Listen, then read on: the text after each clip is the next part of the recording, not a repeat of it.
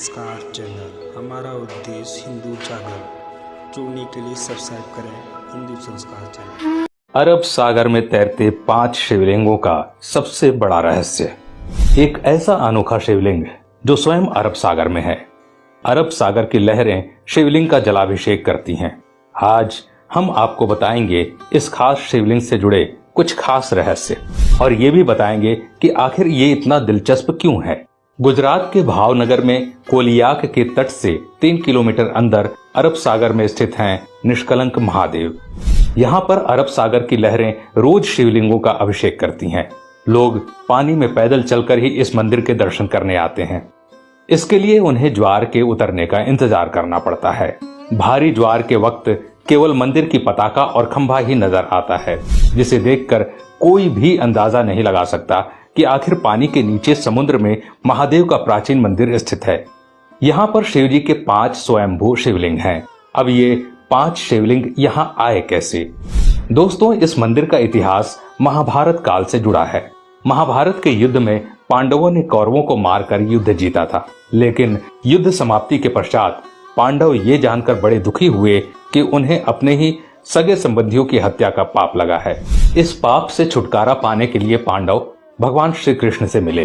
पाप से मुक्ति के लिए श्री कृष्ण ने पांडवों को एक काला ध्वज और एक काली गाय सौंपी और पांडवों को गाय का अनुसरण करने को कहा।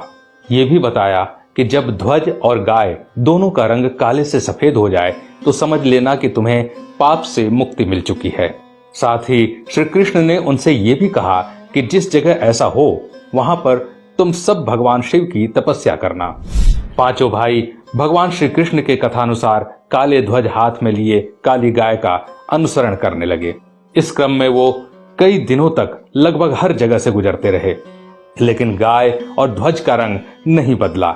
लेकिन जब वो वर्तमान गुजरात में स्थित कोलियाक तट पर पहुंचे तो गाय और ध्वजा का रंग एकदम से सफेद हो गया। इससे पांचों पांडव बहुत खुश हुए और वहीं पर उन्होंने भगवान शिव का ध्यान करते हुए तपस्या करना शुरू कर दिया।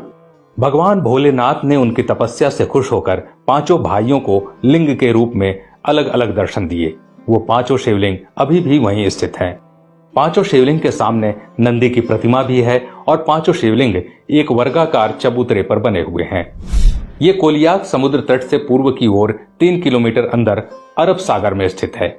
इस चबूतरे पर एक छोटा सा पानी का तालाब भी है, जिसे पांडव तालाब कहते हैं। श्रद्धालु पहले इसमें अपने हाथ पांव धोते हैं और फिर शिवलिंगों की पूजा अर्चना करते हैं, क्योंकि यहाँ आकर पांडवों को अपने भाइयों के कलंक से मुक्ति मिली थी।